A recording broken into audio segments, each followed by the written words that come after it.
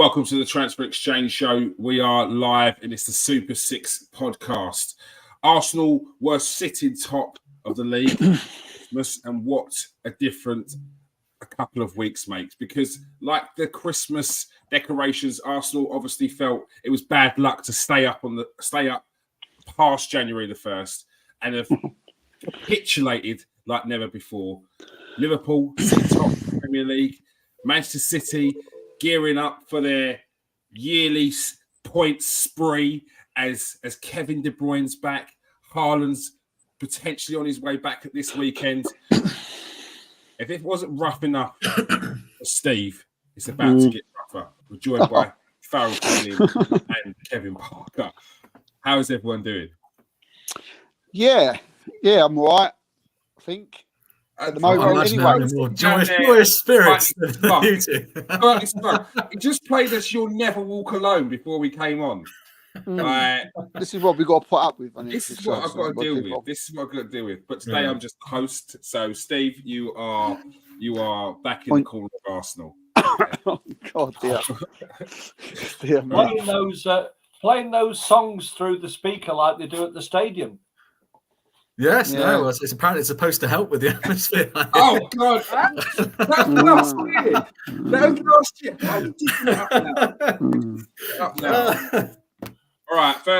Firstly, the main title. Are Arsenal in crisis? There's a lot of pundits that are talking right now that Arsenal seem to be in a bit of a crisis. Some Arsenal fans' heads are wobbling right now. Some are even calling for the manager's head and saying, "Bring in Zidane, a serial winner." Yeah, I know. Zidane. But are Arsenal in crisis? Steve, Arsenal are struggling to score right now.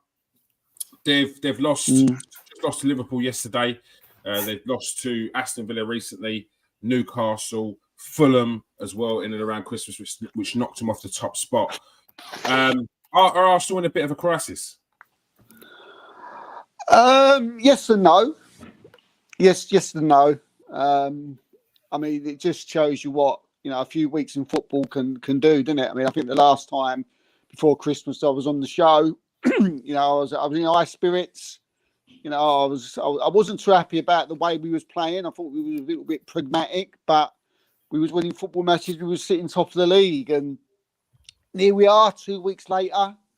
And a lot of people say, a lot of people are overreacting, but I wouldn't say we're in a crisis, but I will say that, they're starting to get problems that's been going on for a little too long and now are becoming a little bit worrying.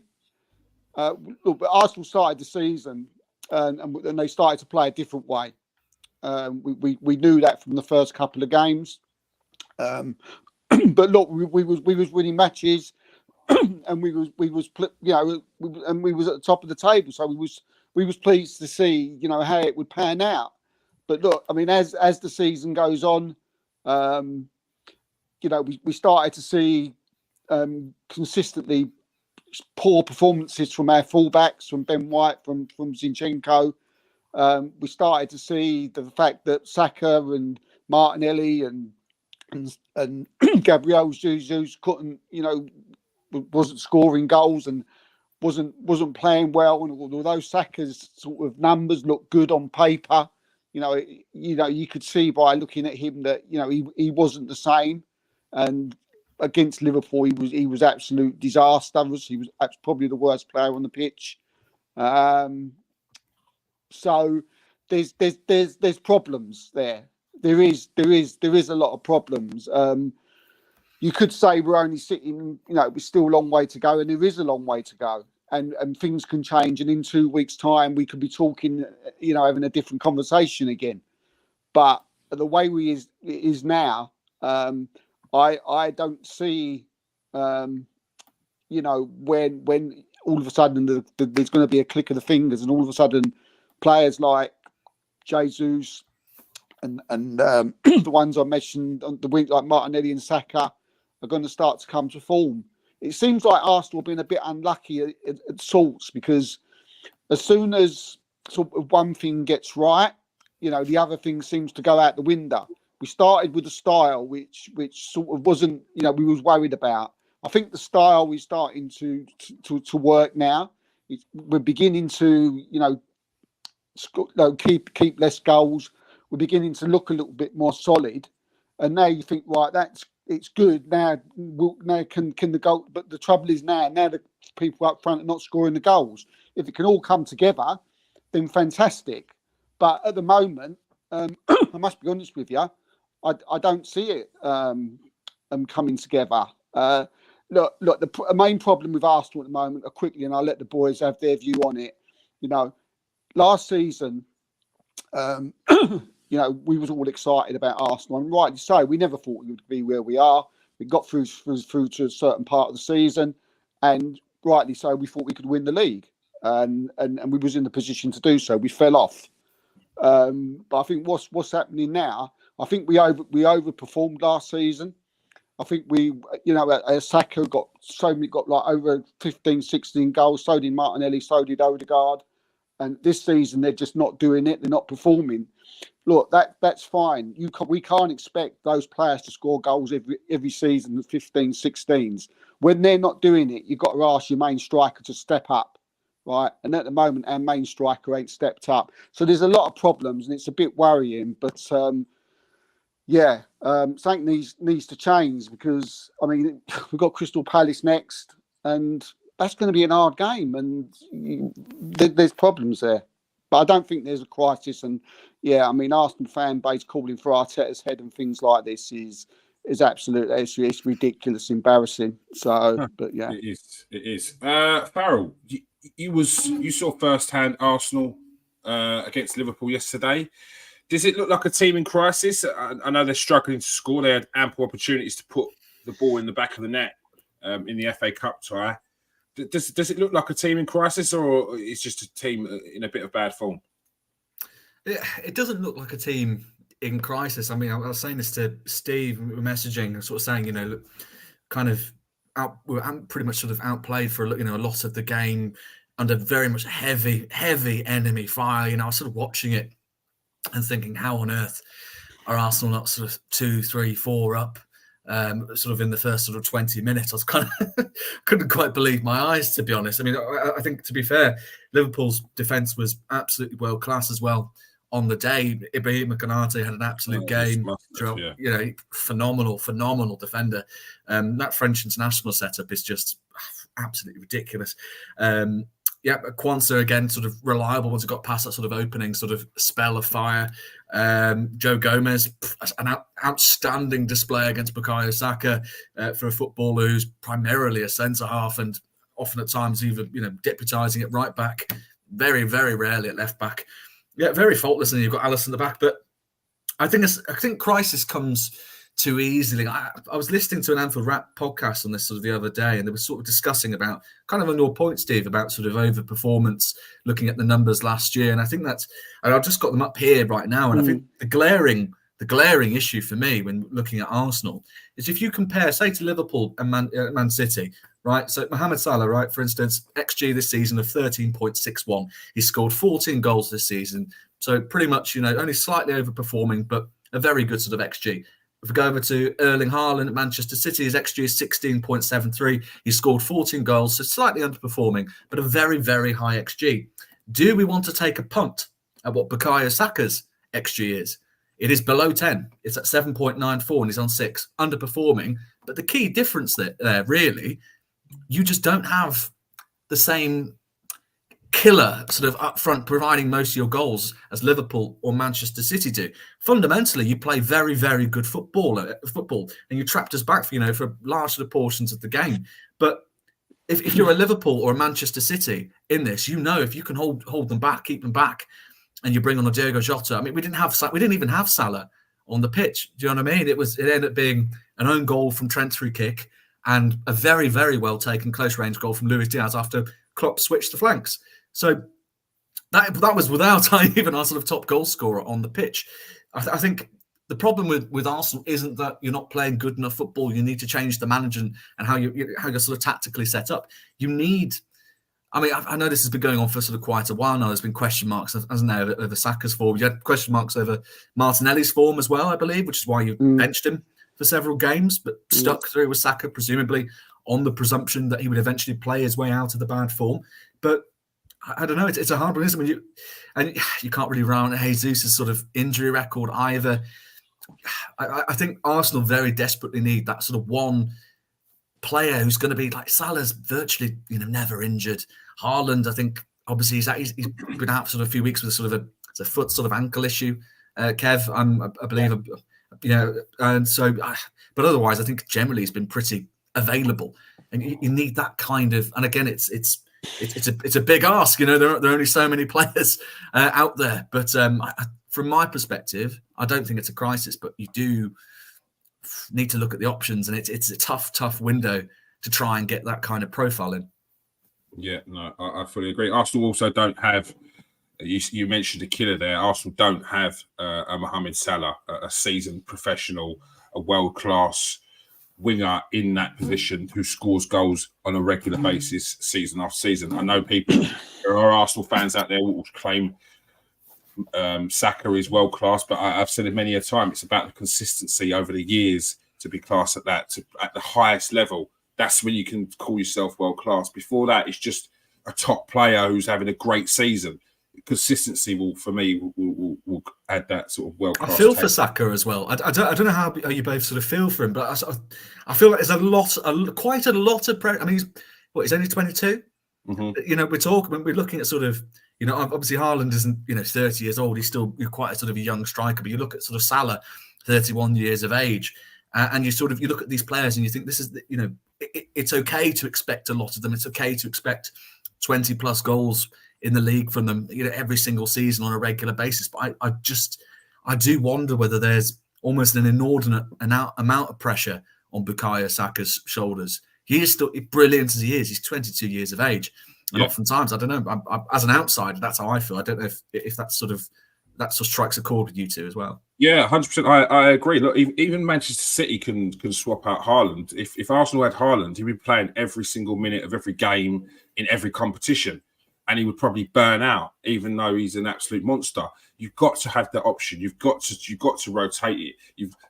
Players have bad form, and it's not always good to play them through that bad form. Players have niggling injuries. Most players playing at 80% of the time. Saka's probably playing at about 60% because one, he's fatigued. His bones are in bits. People hacking him all over the place. He needs a rest. He needs to be taken out of the limelight a little bit. Kevin, I feel like you predicted this. You saw this coming. You saw the meltdown from Arsenal fans. I'll ask you something slightly different. When you was in this situation as a Manchester City fan before they'd won their first Premier League, was it Mancini? Because it was very up and down. What was the state of affairs with the fan base at that time? Were they panicking? Was it no, keep calm? Was it nerves? How was it for you? Well, listen, I think it was a slightly similar situation in that, of course, we were competing against Manchester United at their peak, and that. So there was an anticipation, I suppose, that it was something that we felt we could achieve. But what we were fighting against was a title-winning machine, and that was the reality of it. And therefore, I think we brought players into the club with real class. We brought in David Silva, we brought in Yaya Toure. But of course, the icing on the cake, what we did bring in that season, of course, I mean, we had Carlos Tevez anyhow, who is such an underrated footballer. I mean, unfortunately, he fell out with Mancini, but came back that season to help us win the league. Tevez was unbelievable. But what we did have was Sergio Aguero. And that's going back to your point, I think, that Sergio Aguero was the difference between us winning the FA Cup the season before and going on to win the Premier League in 2012. You do need a striker that's going to get you 20, 22, 23, 24, possibly 30 goals a season. Now, they're not easy to find. But I think where, listen, and we did have this conversation when we had the last time I was on. I don't think Arsenal are playing particularly bad at the moment, to be honest. I thought they played quite well yesterday. Yeah, I would have to say, I thought they played all right. But what they they didn't have somebody who had the nous to be able to get himself into the right position and put the ball in the back of the net. And we've seen that recently. We saw it against West Ham. Was it 30 shots they had against West Ham? Listen, I think they underperformed at Fulham, but they were still only a striker away from getting something out of that game. Now, they're not easy to find. And there are, it depends what you're going to go for. There are a couple out there, you know, at the moment, if you're talking English players, you know, I think probably Ivan Toney or Watkins are probably going to cost you £100 million, aren't they? But do you see it as big business? I think you need somebody. I like Watkins. I must be honest, I do like Watkins because he's played now on a regular basis in the Premier League. He's started to score goals on a regular basis. And I think that is the difference. That I don't think Arsenal can afford to bring an inexperienced striker in the hope that inexperienced striker is going to help them score goals. They won't. They either need an experienced striker from Europe, and from that you're probably going to say somebody who's playing in Spain, somebody who's playing in Italy, somebody who's playing in Germany. Or they need to bring somebody in from a Premier League club who knows what the Premier League is all about. But it is going to cost them money. And I read a statistic. I think City already have earned something like £80 million so far in the Champions League because you know they won all the games, so they got win bonuses now. Arsenal can't be that far away from having earned a reasonable chunk of money in the Champions League this season. They can't spend it though, Kev. That's the only thing. I mean, it's right what you're saying. Well, you can't let you sell somebody. Yeah, that's true. Yeah, you know what I mean? Then you've got probably need to have a look at that squad and think there must be somebody out there. Yeah. Listen, you've still got to find a club, and you know a deal's got to go through. And but listen, I think Arsenal, you know what I'm saying? Very, very big club, and as well as Aston Villa are doing, for instance, I think if Ollie Watkins is sort of knows for sure that Arsenal are interested, he's wanting to sign for Arsenal. I mean, I like Villa; they're a very, very good club. They play great football at the moment, but if I'm playing for Aston Villa and Arsenal want to sign me, I know where I'm going to go. To be honest with you. Oh, I agree. I agree with you, Steve, that, you know, they can't just go out and spend 100 million. No, they can't. If they got 50 million for a couple of players, then...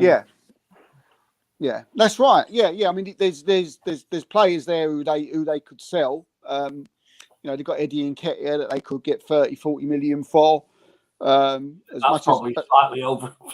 I'm not sure. Yeah, sell it. Sell it now. I don't yeah, but you look at some of the players. Some of the players, what players are going for, then he's got to be worth 30-40 million. Some of them are just, you know, ridiculous. And also, anyway, I mean, there's Emil Smith-Rowe as well. I mean, he doesn't listen, I think he's quite a good prospect. You know, I think he's not really getting a look in at Arsenal, is he? So he might be one, I think. But you might need to sell 3 players to get the 50 or 60 million pounds on top of the 40 million that you listen. They've spent. I would have to be honest and say, you know, they've spent 30 million pounds on a goalkeeper that has not, for me, taken them any further than they were last season. Yeah, but they haven't, mate. They haven't spent 30 million on him. But they're gonna. Well, they're gonna. Yeah, but they haven't now. Do you know what I mean? There's still future funds, though, isn't it? Absolutely. One of the reasons that hopefully at the end of the season you'd have more money is they're committed to sign that goalkeeper. Do you honestly think that he's taken you any further than you were last season? No. I'm saying, in my opinion, no. No, and in a strange way, I think they're both the same. I don't see any difference in any the two of at this moment in time. There ain't for me, if we're saying they're the same, then Ramsdale goes ahead because because it sounds xenophobic, but he's English, and it's very important. It's very important for the core of our team. It's very. Listen, important. I don't think I said this to you last time I was on. I didn't think then, and I certainly don't think now, that Arsenal can win the Premier League this season. I don't. I do think I said it last round. I think it's between us and Liverpool. I think Liverpool have got something about them. I don't think City have played great this season. But listen, we didn't win a game in 6, and we're still where we are in the Premier League. Liverpool have not performed particularly well, but the ground out results, and and they will only get better. I think City will only get better. Yeah. And I'm not talking now about Arsenal signing a striker to help them win the league. I'm talking about them signing a striker to help keep them in the top 4. If you look at the Premier League table, the Spurs have had a bad run, and they're 1 point behind Arsenal. And that is the threat, really. If you drop out of the Champions League, unless they win it, of course, and cup competitions, you never know. Seriously, they've got a good draw in the Champions League. They're playing Porto, I think, is it? Or Sporting Lisbon. Yeah, Porto. So, listen, I think do not discount the possibility that Arsenal might win the Champions League. And if they won the Champions League, that would... But they can't afford to take the chance of dropping out of the top 4. And this is why they need to sign a striker to get... They're not, but that's not happening. I guarantee you for the rest of the season, it's not Spurs will continue to score goals. It's not happening. It's not happening. So it's like Arsenal have got to... Whatever we've got now, the percentage chance is telling you that this is what we've got to work with this season. Well, I think you're struggling then. And that's what I said at the beginning of the show. That's exactly what I said. I said I'm worried if things don't change. It was my very first statement when asked if we was in a crisis or not.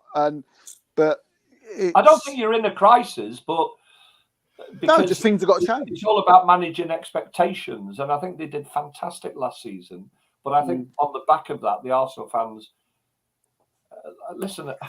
And again, we had this conversation last Arsenal time. Fans ain't got Declan Rice is a very, very good player, but to spend £105 million on him when you could have spent £105 million on a striker. No, we needed him, Kev. We needed Rice. Why did you? Why? We need because Partey can't stay fit for 2 minutes. Yeah, but and Jorginho's 32, so we needed the best DM in the country, and we went and got him. You've not got him because the best DM in the country is Rodri, without any shadow of a doubt. Not this season, he's not. Not this season, he's not. There's not. No, I'm not. I'm not saying Rodri's not the better player. I'm not. But he's in every single Premier League team of the season so far. And there's a reason for that. I mean, I'm, even if you say that maybe I don't have a clue, then maybe everyone else hasn't got a clue either. Then, well, listen, because he's in, and I'm not saying Rodri's not a fantastic player. I'm not saying overall he's not the better player. He's a million miles better than Rice. Rice is a great player, by the way. Not this season, and everybody said so. There's not one person. That's the first time I've ever heard it. No one's saying that Rodri's not better. Overall, we don't know. Rice is still young. Rodri was suspended for 3 games this season, and we lost all of them. 2 years ago, nobody ever heard of Rodri. Do you know what I mean? So, and that's true. Rodri's only come into the fore in the last 2 years. Probably just showing a little bit of your ignorance of general football, then, Steve. No, what I'm saying is he wasn't as good as he is now. Well, because he was competing in the team. He wasn't as good as Rice when he was 24. Put it that way, right? So that's all I'm saying. And in fact, if everybody else, all I'm saying is I'm not saying that Rodri's not better than Rice. Getting in this Rodri Rice argument. But it's a question, isn't it? This is what it's about. This is the Big Six. We're talking about. I'm here to stick up for my team, so I'm going to stick up for my DM. So that's what we're here for, isn't it? Steve, you do know that Rodri is younger than Declan Rice, don't you? Do you want to bet on it, do you? He's younger than Declan Rice. Do you want to bet? DeLorean. Do you want to bet? No, do you know what I'm saying? I'm not saying. Don't get it twisted. I'm not saying that Rice is the better player. I'm just saying this season, Arsenal need him. We've got Partey who plays 12% out of 100% of the game. We've got our other midfield. So to say that we didn't need him is when we scored 6 goals less than Man City last season. At the time, he was the right thing to do. We didn't foresee in this year that Jesus, Martinelli, Saka all decided that they wasn't going to be bothered hardly this season. You can't foresee that. Steve, what on do that, the differences between Declan Rice and Louise from Aston Villa? I mean, 20 million. It's quite. I mean, I don't really know. To be honest with you, I haven't seen much of Villa and I haven't seen much of Louise. So I'm a little bit probably the wrong person to ask about that. So, yeah, all I know is what I see of Declan Rice, and this season he's been Arsenal's best player. The point I was going to make was I think Arsenal fans generally thought that because he was so close to winning the Premier League last season, that Declan Rice was going to win them the Premier League this season. I think everybody did, yeah. No, I think, and it's not everyone. I think, there was a large contingent of Arsenal fan base that made the assumption that because Arsenal were that close last season, City had lost 2 players, that Arsenal had propelled themselves to top spot. Basically, were winning the league, and if they didn't, it was the manager's fault. It was something grossly wrong if Arsenal didn't win the league. Now, for me, that is living in fairyland, because that's completely dismissing Liverpool. It's completely undermining all the players that are still at Man City. They lost Gundogan and Mahrez, but they still brought in Kovacic and Doku, 2 top players. So the drop off isn't even that much. It's just more of a transitional season where those players have got to slot into those roles. So I think we massively underestimated what the other teams were to bring. I think off of last season, Keir, I think off last season, I thought that Arsenal, if they played like the way they did last season, and you had Declan Rice, and you look at City, and you think, maybe we have got a chance, man. And the way the season started, but then again, you are right into the sense of when you said, don't get silly. We're not going to come out and say we're going to beat City. City all of a sudden finished. Not by a long shot, but I think Arsenal were in. It wasn't a chance. It wasn't a case of a chance. I said they had a chance. I think a lot of people said they had a chance. Arsenal were now considered themselves at the start of the season as we're in a title race, rather than the previous seasons where it's like we'd like to get top 4. It was like we're going for the title. We want a title race. Yeah, because we knew we could do it last season. Yeah, but there's a lot of people out there that were like, we have to win the league. It's a have to win the league. And that's ludicrous, because Liverpool have been going for the league for the past, 5 or 6 years, toe-to-toe with Man City. And even at the start of the season, I'm sure their fans aren't saying, we have to win the league, otherwise Klopp goes. And that's the difference. That's the difference between the fan bases. That should be the same for every season, shouldn't it? That's crazy for fan bases to think if Arsenal don't win the league, the manager should get the sack, which then it puts the pressure on the manager once these results starts to happen, because Arsenal fans don't keep quiet. And now that these results have started to happen, not only have you got the people that were already saying Arteta needs to go if he doesn't win the league, you've got the people that are thinking, oh, maybe we should have been more of a challenge in this league. They're now starting to panic and they're starting to worry. No team has a God-given right. Not even these 2 juggernauts sitting below me have got no given right at the beginning of the season to say they're going to win the league. None. Exactly. Farrell, sitting top of the league. How are you feeling your chances now? Look, you stuck in and around it. There's form was up and down at points this season, but you kept yourself on the shoulder of the front runner, and now you put yourself in a top spot. And in the next round of the FA Cup with a very under strength team as well, I have to say, yesterday, and still got through. How are you feeling your season's going far now? Yeah, I'm again sort of the same as the last time we did this. I was sort of quietly optimistic. By no means, no stretch of the understanding do I think Liverpool sort of guaranteed to win the title. I think, it goes without saying, I think all of us here on this call all know that City are going to come back, and they're going to come back very strong. for the second We'll half see. of the season. They just will. They just will. Unless Rodri has an ACL injury. I'm you know what I mean? We know this, and I'm content with that. I'm content in that knowledge. I'm also content because I know Liverpool have not been playing anywhere near their best level. They will also improve going into the remainder of the second half of the season. So I'm quietly confident that Liverpool could get something out of the season. What we get out of this season remains to be seen. But Kieran, you rightly said we're through to next round of the FA Cup. We're in the semi-finals of the Carabao. We're one of the favourites for the Europa League. Again, I said this last time. I'd be disappointed if we didn't make at least the final of that. It's really a competition that we should be going for, not to seem entitled about it. That's good mentality. Yeah, and I think Liverpool should really, at the very least, minimum get top four. I think it will probably be between City and ourselves. So I think it's a position no one, certainly I think the fan base at the start of the season was thinking, look, season of transition, we've got a brand new midfield that we've plugged in. But, Christ, this Liverpool team keeps grinding out results. We were missing our captain yesterday. We were missing our top scorer yesterday. Both our left backs are out injured. Kostas Tsimikas and Andy Robertson out injured. Joel Matip was our best defender for the first half of the season, out injured for the rest of the season. We're missing Dominic Szoboszlai, who's been an absolute force of nature in the middle of the park. Yet Liverpool keep grinding out these results. It's one of those, isn't it? It's in the same way I look at City and think, my God, they win their next game. We're on even games played, and they're only 2 points behind us if they do win their next one.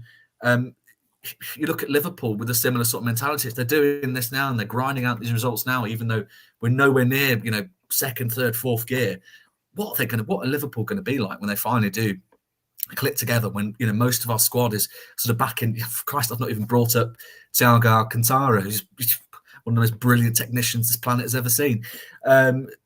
Once Liverpool do get to a state where we've got our sort of strongest 11 on the pitch, we've got strongest bench on the pitch. I'm very, very excited to see what Liverpool could do, because we're still in all competitions, which is all you can really ask for at this stage, can't you? Yeah. I do feel like we're going to get to the end of the season and each team is going to be saying the same thing. When we finally come together, when we're all it's all hitting full, and no one really hits full. There's a chance it never happens, but I'm willing to be positive. Everyone sort of stumbles over the line. Yeah. I think we're all waiting, aren't we? All three of us are waiting, because none of us are a bit full. All of us really have still got more to come in our lockers, I would have thought. But Steve, you've been in this position before. You've seen Arsenal win leagues, and they never ever go as smoothly as maybe Man City have absolutely boshed through some seasons. But they're always a little bit up and down. Yeah, I know it's only a small minority of the fans that are currently wobbling at the moment, but they need to be calm, don't they, at this point in time? Yeah, it's Arsenal fans are just. As I say, I'm one myself, but. Come on here, we have a bit of banter, I have a joke and a laugh, but, behind the scenes, I like to talk a lot of sense if people don't think I talk it on air. But, I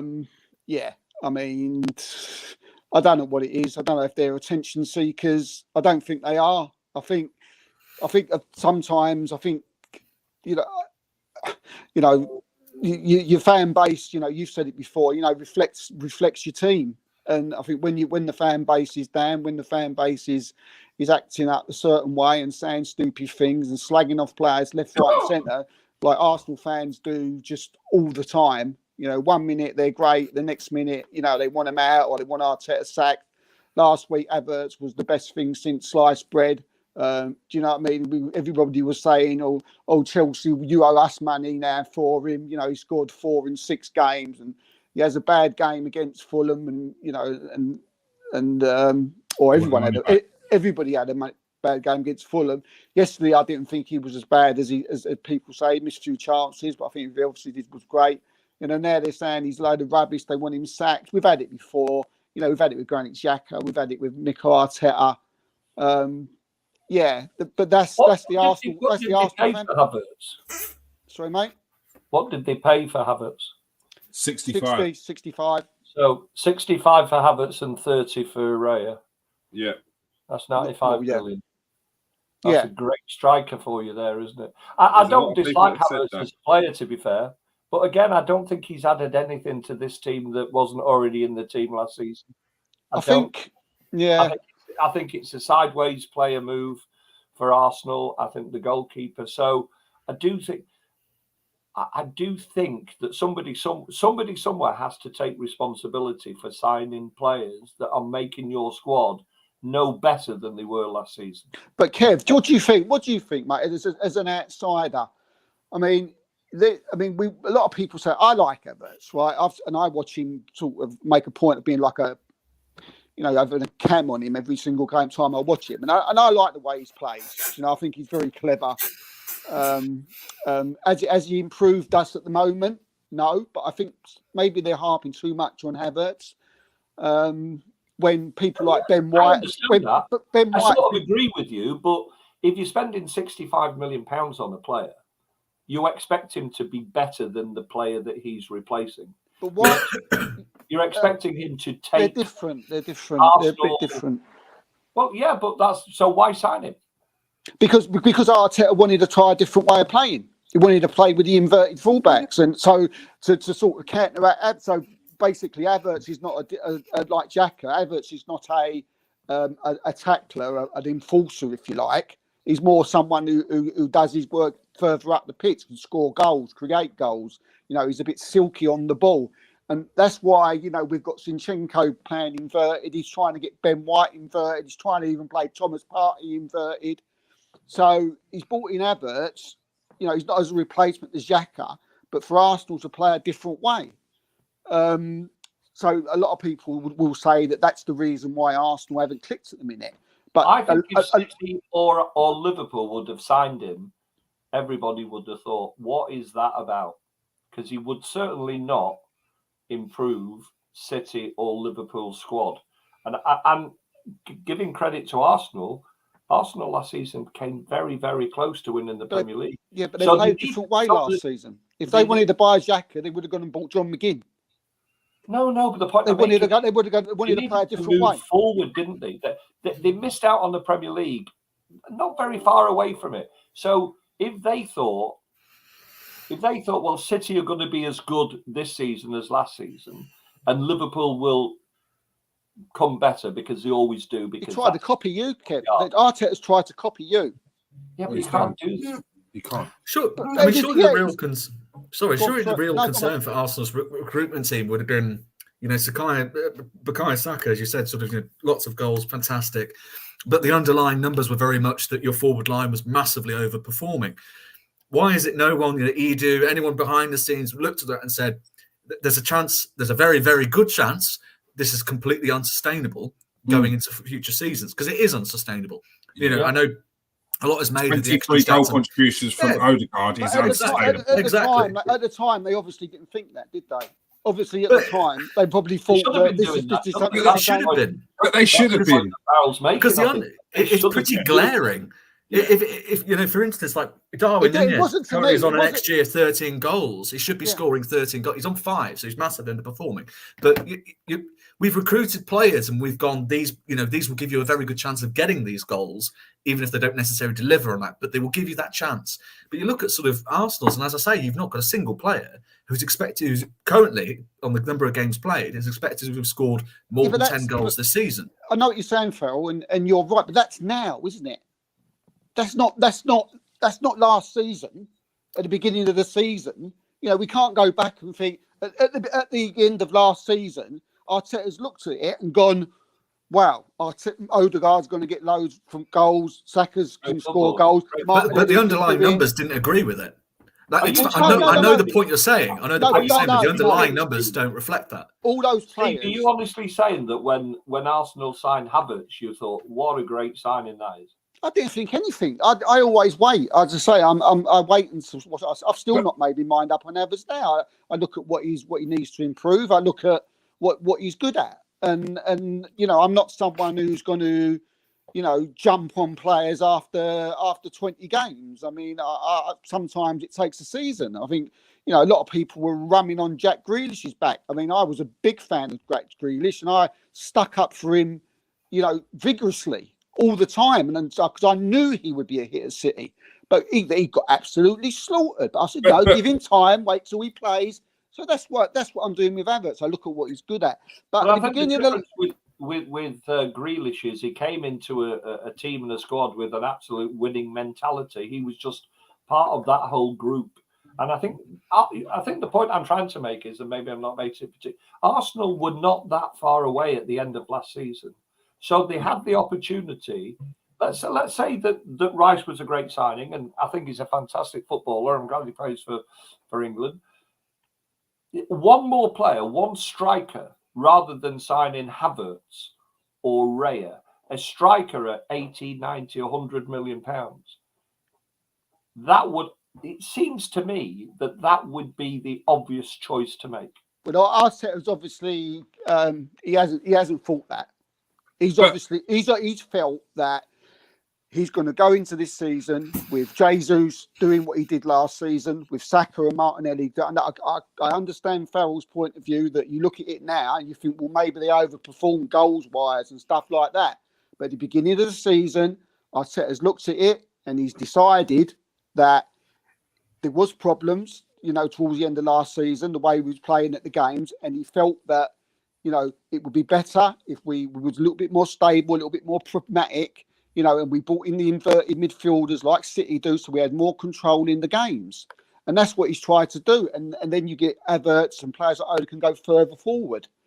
And that's what's happening. And that's what's and that's what he's done. So if anything, we it's not the fact that, and I get that.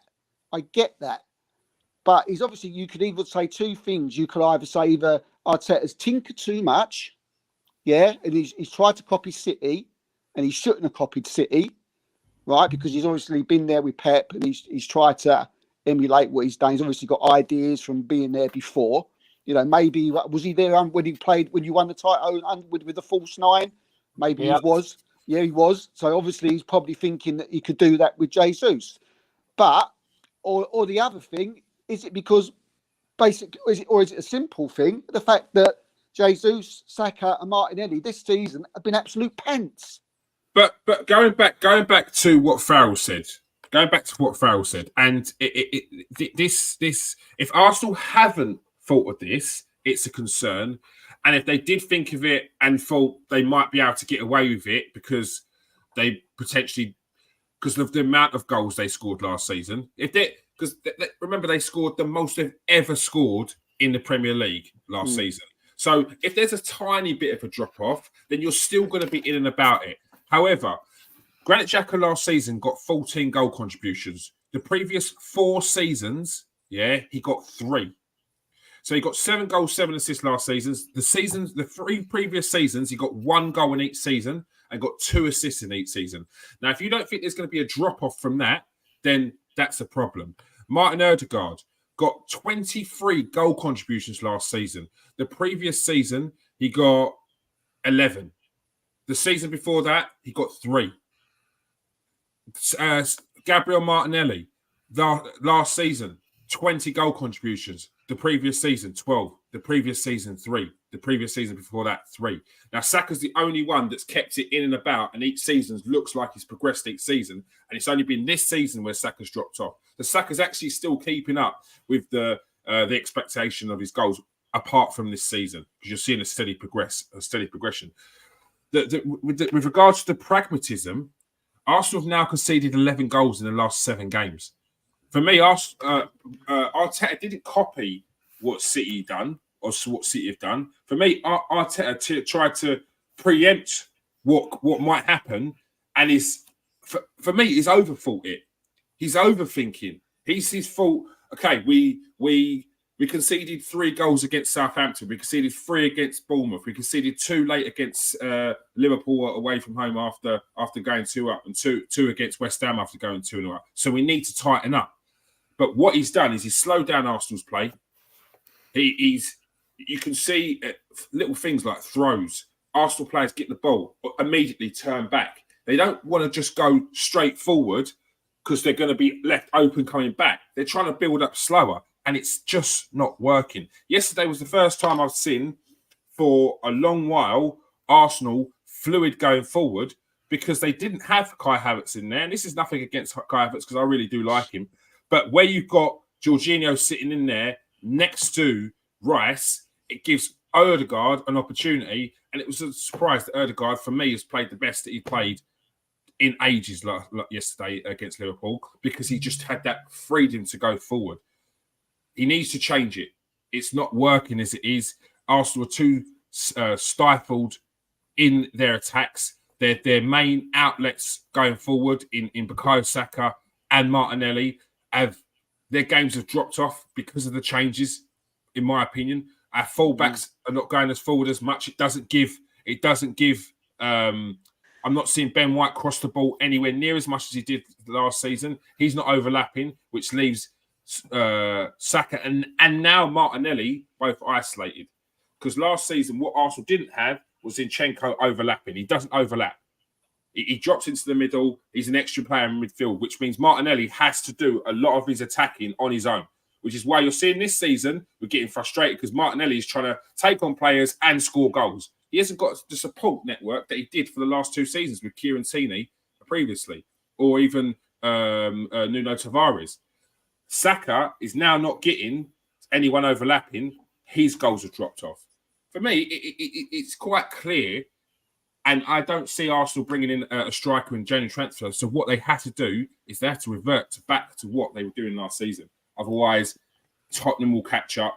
Villa, I don't think Villa are going to be in about it towards the end because I think their sole focus will be on the Europa League. I just do think if they have any injuries, there's going to be a drop off. So unless they have injuries, I do see a drop off. But yeah, there is a concern for me with Arsenal, but it's mostly because of the way we're playing. The positions that he's brought in we're not as fluid as we were last season, and it's been at a detriment to us going forward. We need to score more goals when we do get those opportunities, though, which was the difference in yesterday's game, because it was inevitable at one point that Liverpool weren't going to keep on missing chances, and if we didn't put the ball in the back of the net, it was going to come bite Arsenal in the arse, and it did in the end. So that's my 2 pence worth. Simon in the comment section, he says, "I'm sorry how Arsenal how are Arsenal in a crisis? Literally sat and watched us batter Liverpool at home and away, and I've also seen us batter West Ham. The only problem is we didn't take our chances." Yeah, but it's all well and good battering Liverpool for the first half, but they're through 2-0 in the cup. Defence and midfield, even the goalkeeper, the way we move the ball and keep hold of the ball, we're probably one of the best teams in the country, even Europe. We don't have a clinical number 9. We also need another midfielder to sit next to Declan. We don't have Thomas and Rice halfway through the season. We had to play our midfield on his own, and Onana bring him in is what we need for balance. Yeah, I agree with the situation with Thomas Partey. I feel like if you have Thomas Partey or even Jorginho in more games, I think Arsenal are more fluid, but they still need to take their chances. That was a massive, massive problem yesterday. But would Gabriel Jesus have made a difference in those games? Steve? sorry, mate. Oh, was that a question? Sorry. Hey, you look like you was going to say something. No. I was going to say nothing. All right. Kevin, I haven't spoken about Man City that much so far today. How are you feeling now that you've got Kevin De Bruyne coming back in, Erling Haaland potentially on his way back this weekend? Does it feel like business as usual? Go on this massive run? I think we're in a very strong position, to be fair. I mean, considering that Kevin De Bruyne hasn't played since the very first game of the season, Doku has been out for a month, and Haaland has been out for a similar period. I think, it's an ideal game yesterday for Kevin to come on with Doku to play against Huddersfield. A tough game next week at Newcastle, although they're not in the best run of form, to be fair. But going to St James's Park is never easy. I think we're in a stronger position as I would expect us to be in. I think I continue to think that our threat in the Premier League will be Liverpool, going back to the reasons that I said before. You know, I don't think we've not played great this season, and we are where we are. I don't think Liverpool have played fantastic this season, but they are where they are. So that only tells me that they will get better at some point. You know, it will start to click. You know, Salah's missing, I know, but the reality is I think he's missing for a maximum of 3 Premier League games. And the Premier League games that he's missing for, and you know, are games that you would probably expect Liverpool to do well in. We've got I think March is going to be a test. I think we've got Manchester United one week, and then we've got Liverpool away the following week.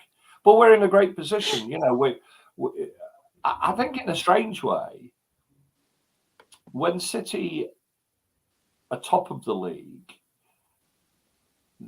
they're less comfortable than when they're chasing the pack. I think they do like this chasing the pack thing about them, you know, and in an odd way, that puts a little bit of pressure on the opposition as well. I read an article a few weeks ago by Alexander Arnold, you know, and he was saying that the last thing you want to be doing is when you're going into a title running is having City, you know, there or thereabouts, because they've got this thing about them. But I do believe that Liverpool have that about them as well, and it's a shame, really. Because I say it's a shame. Arsenal would be a different team this season, of course, had they won the Premier League last season, because that gives you belief and that gives you the experience that you know you can do it. Whereas probably at the back of the mind now, Arsenal are thinking, listen, we were 8 points clear of City at this stage last season. We still didn't win the league, and now, you know, we're a couple of points ahead of them, or we're level on points. Can't even remember what it is. And actually, we level. We actually level with you. It's level. That's why I don't understand why people lose their heads. Yes, Man City have got a game in hand. I think we've got a game in hand, but so points. Wow. The league isn't going to be won in November, December, January, February. The league is won in March, April, and May. Yeah, you know, that's when the pressure starts to show. That is when, are you still in the FA Cup? Are you still in the Champions League? What games have you got? And actually, I think Liverpool will go on and win the Europa Cup this season. I would be amazed if they don't. But that may also be to their detriment if they're still in that competition. You know, I think because you're playing games against a quality of team that doesn't allow you to continue to play at a certain level. Whereas when you're playing in the Champions League, you know, the games that you're playing in the Champions League, you're playing at such a higher level that helps you when you're playing Premier League games as well. Whereas I think so City will play a consistent team in the Premier League that will only rotate slightly for Champions League games. Whereas I think Liverpool will probably chop and change a little bit as the season goes on. They'll play one team in the Premier League and then a different team in the Europa Cup. That can have an impact, I think, that doesn't always work for you. I know people will say, well, there's the opportunity to rest players, but believe me, and I think Klopp will be the same, and he'll do it if he can. When you get to March, certainly when you get to April and May, you're wanting to play your strongest team every week, because, you know, they've got the flow, they've got the spirit, they've got the belief. You don't want to rotate it too much. So I'm hoping, I suppose, that Liverpool continue to stay in the Europa Cup, and that disrupts their Premier League season slightly, only because they'll have more games to play. You do play more games in the Europa Cup than you do in the Champions League. Farrell, do you think listen, where we are, we're still in the FA Cup. You know, we're in a good position in the Premier League. We're in the Champions League. We've got a greght draw. You know, we've got Copenhagen. Thank you, Manchester United, for allowing them to knock you out of the Champions League. As a City fan, you know, it's sort of, at the moment, it's same old, and with Kevin De Bruyne, Doku, and certainly Erling Haaland coming back, it's. I don't think we'll do much in the transfer window. I think if Phillips goes out, they might look at bringing somebody in. But City generally don't, unless it's somebody special. City don't go out and do a great deal in January. So I don't think our squad will change very much, because I think Pep and the club will think that we don't need to. Farrell, do you think that the Cup will help or hinder your cause for the Premier League title? Because I know that Arsenal got knocked out of the Europa League last season, and it was that, as Kevin says, it was that focus all on the pressure all on one thing. Do you think it will help the players? I think it's a fair point Kevin has made about sort of the intensity and the quality of the games. I mean, there are still quite a few sort of decent sides left in the Europa League, obviously not to the same general standard as the Champions League. You've got sort of Bayer Leverkusen, for example, who are, well, last time I checked, they were top of the Bundesliga. Yeah, I don't know if they still are. Yeah. Okay, so they're still in there. Obviously, then it kind of goes a bit downhill. I think you're looking at then Brighton. I think Atalanta is still in it. That's the general standard. So it's an okay standard, but obviously not Champions League level, like I was saying. To be honest, though, I feel the Europa, and again, I was saying this, I believe, at the start of the season.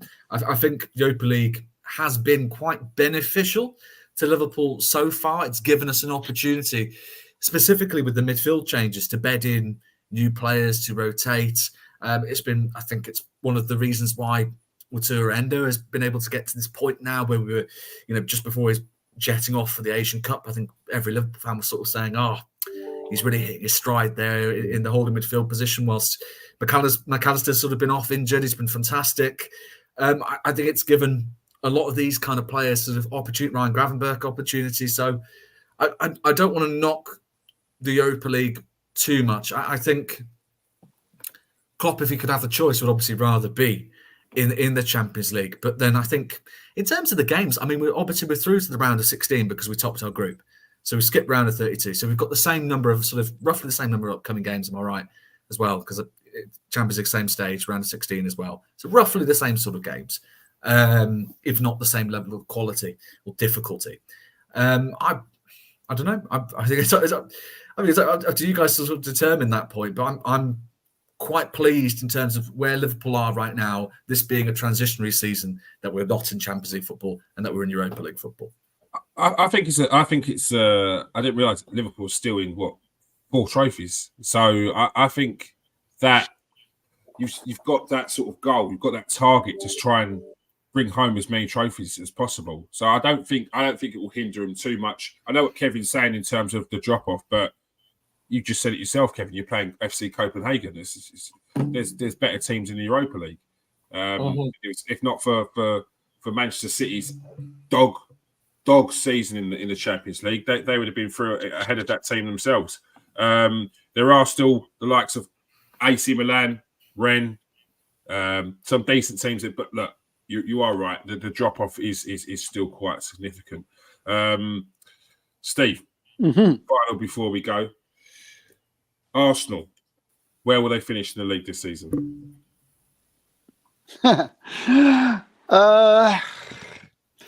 Last week I thought we had a chance of winning it. 2 weeks later, at the moment we're the third best team in the league.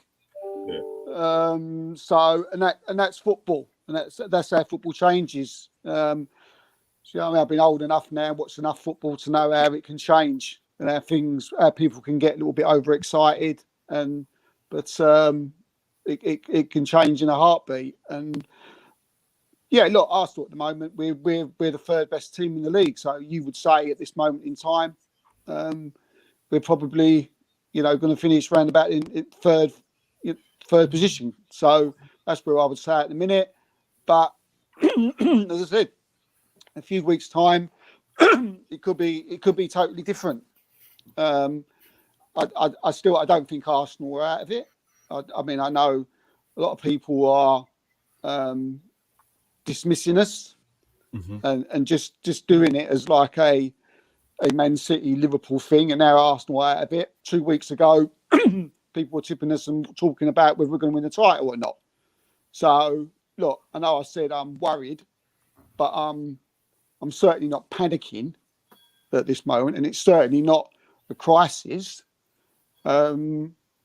because I look at players and I look at it not being more about the system as that it's players that are on bad form. I mean, you look at Saka. Saka's final ball in the last 10 games been poor. So has Martinelli's. So has Jesus's. Their finishing, all three of them, has been poor. But let's not get it twisted again. If it clicks, then we've got a chance. We're not out of it. If Martinelli and Saka and they come back from Dubai, and Martinelli and they come back and they decide that they're going to go and do what they did last season and play on that form, then there's not one team in this Premier League that's going to want to play us. And then what? You say they're back in the title race if that's the case? They're not out of the title race now. They're still in it.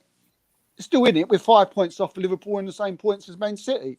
We're not out of it, and I know what they're capable of, and that's why I don't blame it on the system, because I think it's more about the players. The system's not about Saka's missing sitters, about Martinelli's poor crosses or final ball being off or Jesus should have scoring goals. That's not a system.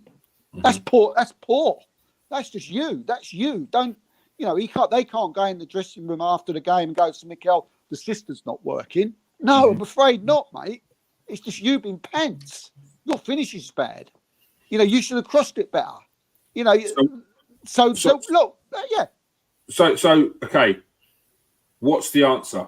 Do Arsenal need to go into the January transfer window and bring in a player, or do they just need to work on what they've got, as Mikel Arteta said?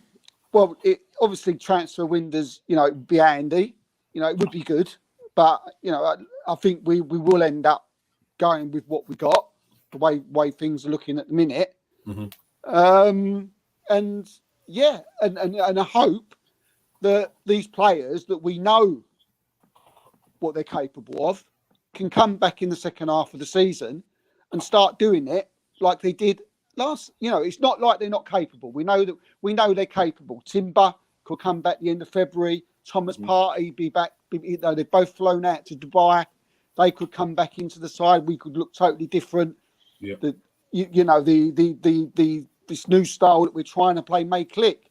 Players may get used to it. But I still 100% say it's not about the way we're playing.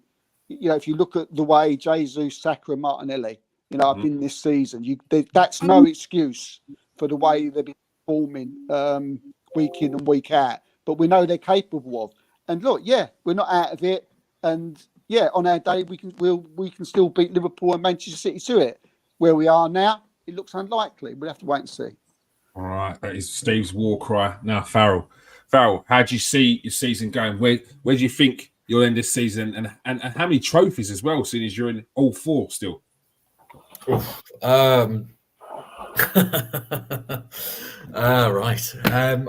I think. We've obviously got a very, very, very good chance at the Carabao Cup. We're in the semi-finals. Fulham are obviously a decent side, but I back Liverpool all day, every day. In that, I think the way we sort of set ourselves up against Arsenal as well, we've rotated enough players. We're in a good position. Only 4 games to play in sort of January, and again we're looking at Bournemouth. That Arsenal game was the one game I was most worried about, to be honest. I know Bournemouth are obviously in a great spell of form at the minute, and we're going to the Vitality Stadium. I'm not really as worried about sort of Chelsea at home, to be honest. Fulham, one I'm looking for. I think got the Carabao Cup. I think we've got a very good chance of the Europa League. FA Cup, again, we've eliminated one of the big guns at an early stage, so I think that's going to be it's going to give us a lot of sort of confidence going into the rest of it. I could see Liverpool winning the domestic cups, winning the Europa League. It's just the Premier League. I just have absolutely no idea what's happening, what's going to happen, which is the most exciting thing about it, really. I'm going to stay very, very firmly on the fence of that, because you just can't. I think you can't ignore. Much as you can't ignore Liverpool in this race, you absolutely cannot ignore Manchester City, especially with the players who've got coming back. De Bruyne. I'll tell you what, I've put him back in my fantasy team because I guarantee you, he's going to be a force. I think it'd be premature at this stage to kind of go, well, we're going to win the title, or City are going to win the title. That's fair. But you'd have to say that it'd be a very good season, considering you was thinking it's a transitional season to come out with a couple of cups. I'll tell you what, even if, genuinely, hands down, even if we finished second to a very good side, be that Manchester City, be that Arsenal, I it'd be beyond my expectations. I'll sit top 4, maybe a nice little cup run. Yeah. Massively, after having gutted the midfield after the season had to go through last year, massively beyond my expectations. I'm very, very pleased about how things are going. Yeah, it's surprising that there's not more Arsenal fans thinking on that sort of wavelength. Not necessarily because there's been a big drop off in terms of midfield, but Arsenal had Thomas Partey and Granit Xhaka last season in their central midfield. They've now got Havertz and Rice. It's a change. Now, whether you think that the change is better or worse, it's still a change, and it's the main focal point of your team. And it's definitely has been a big difference. Would you say, Farrell, just a quick one, would you say you're in sort of the same position as what Arsenal was last season in transitional wise? So it seems a bit similar, doesn't it? I know that you're the juggernaut before, and you was like, but it seems that you're the way you spoke then, it was like, we're just happy to sort of do whatever we can, and if we win it, fantastic. We're having a great season. We're top of the league, and it seems a similar situation. Yes and no. I mean, you still have to remember we still had a very, very strong core. You're looking at even going into this season, we had Alisson Becker, in my view, is the best goalkeeper in world football at the minute. Has been the best goalkeeper in world football for the last 4 or 5 years. Virgil van Dijk, even when he's not at his best, he's still arguably the Premier League's best centre back. As he is now, pretty much close to his absolute peak, he is the best centre half in world football, without a shadow of a doubt. Mohamed Salah up top. The question would be: can you effectively replace what we had? The best midfield certainly I've seen.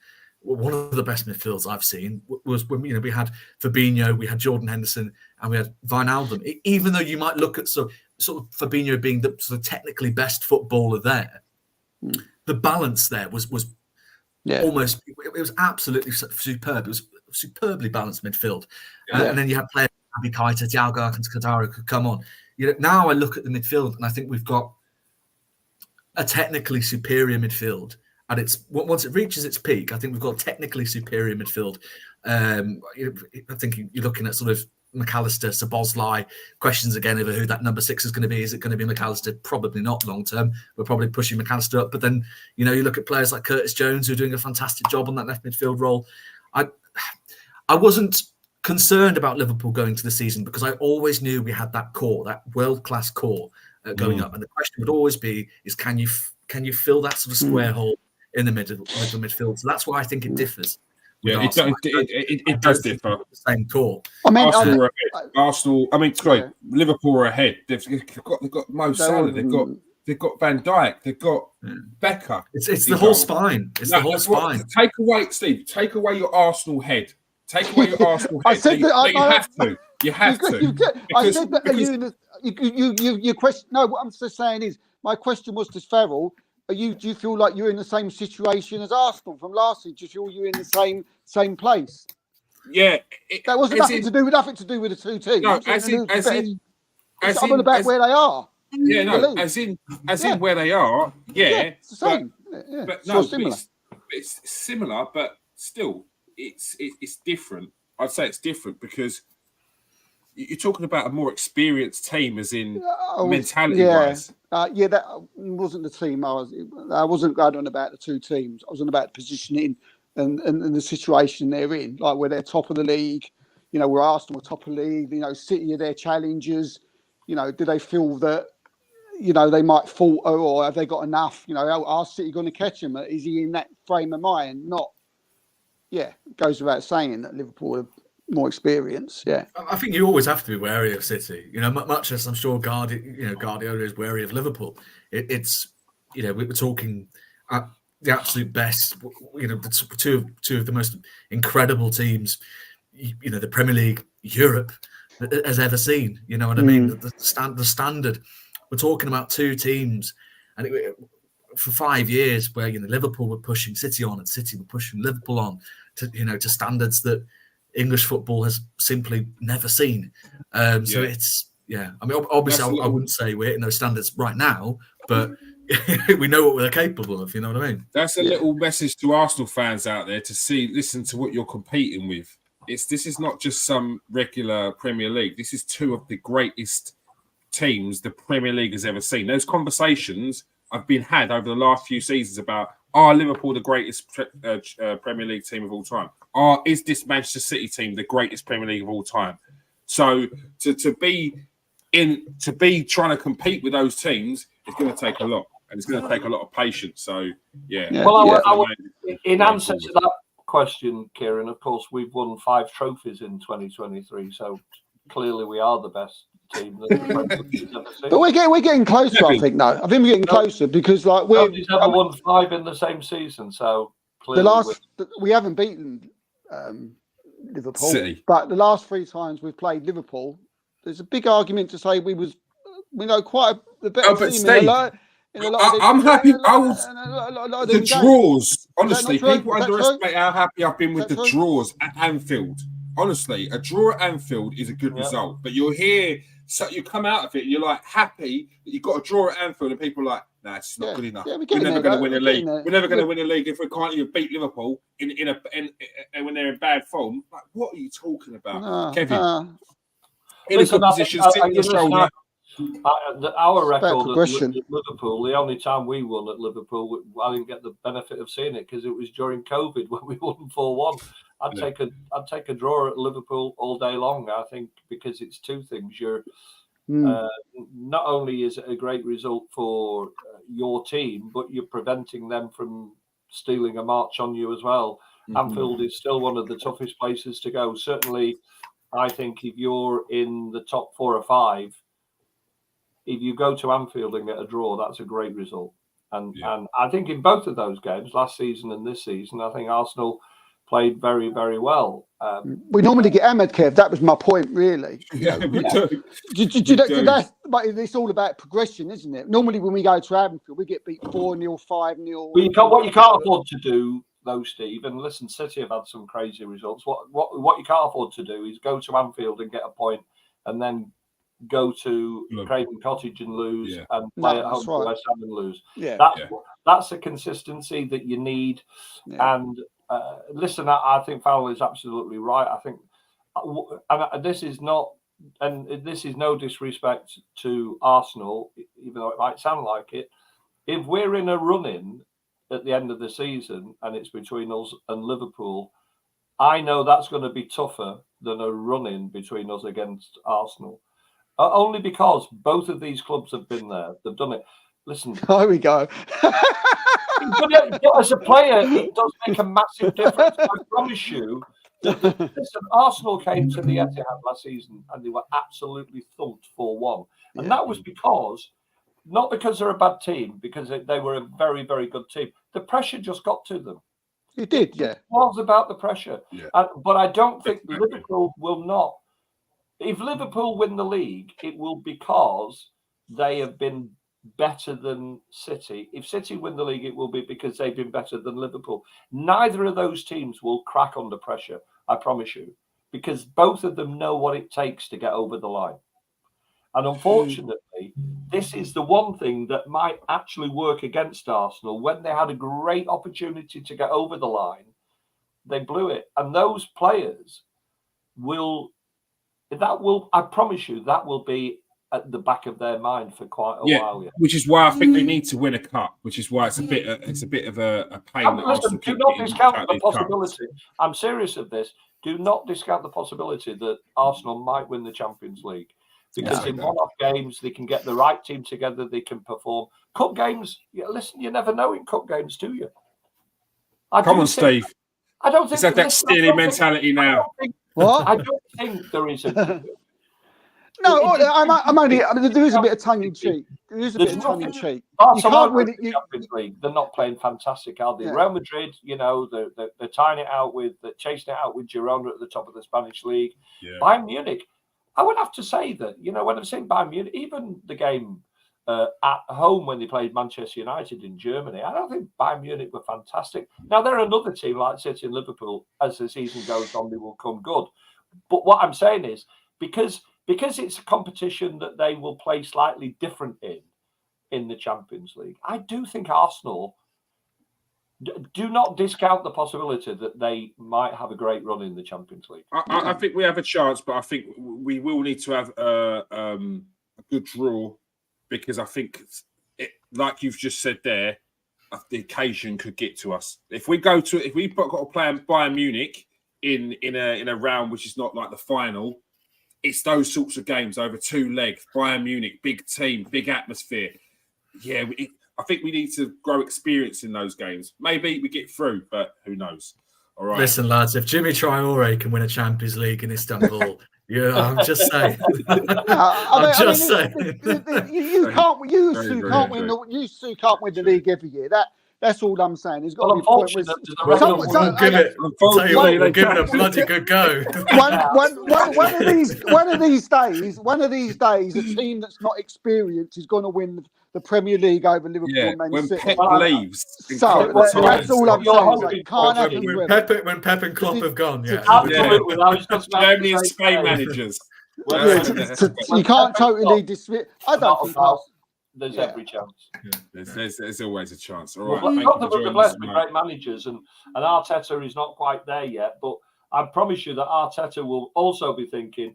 He will not be thinking about the players that he can or can't sign. He'll be thinking, when the bloody hell are Pep and Klopp going to bugger off and give everybody else? That's what I'm thinking. And hopefully it's not so he can have his job as well. All right. Yeah. Thank you for everyone who's joined us tonight. Thank you for everyone who's joined us in the comment section. Simon, Russ, and everyone else who's joined us, Charles, as well. Make sure you press that like and subscribe. Thank you for joining us tonight, Kevin, Farrell, and Steve. My pleasure, as always. Cheers, boys. Champions of the world, say good night. Yeah, champions of the world. How many points we behind? Are you in front of us, Kev? Well, we're ahead of you on goal difference with the game. No. How many points, mate? How many points? The Premier League season, as you well know, Steve, is not one in January. Yeah, but it certainly isn't. A good thing it's not. No, but apparently we're finished because we're not experienced in that. So I just was wondering. I was just wondering at this moment in time how many points the great Man City are in front of us. I was just wondering. Well, if the season finished today, Liverpool. What was that?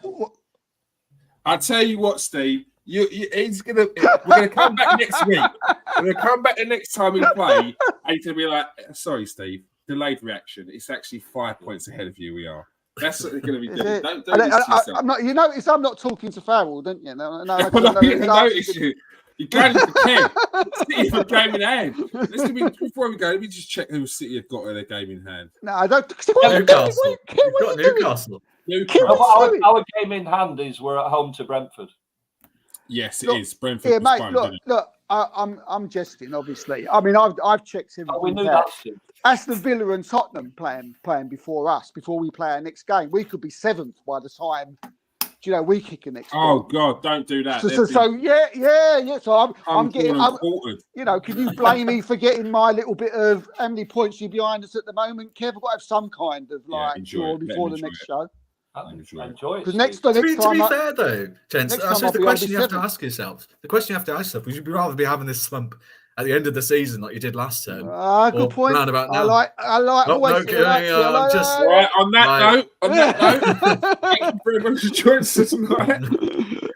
You might as well bit of hope. What Farrell is saying is you might as well count yourself out of it now. It's the hope that kills you. It's the hope that kills you. It is the hope that kills you, definitely. All right. Peace out, people. Stay safe. Cheers, everybody. Take care, boys. Cheerio.